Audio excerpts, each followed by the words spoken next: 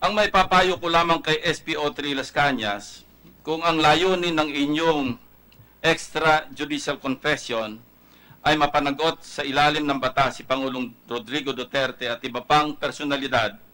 marapat lamang na maliban sa iyong salaysay,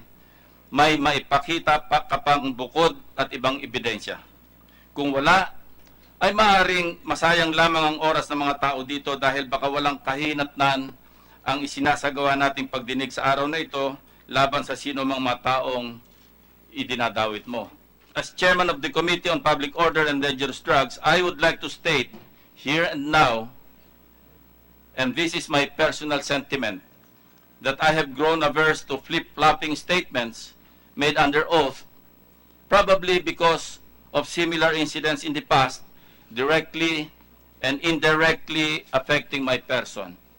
Thus, characters like Ador Mawanay,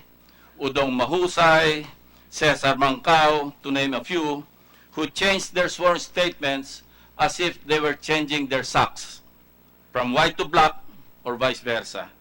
may have influenced my natural aversion to self-contradictions.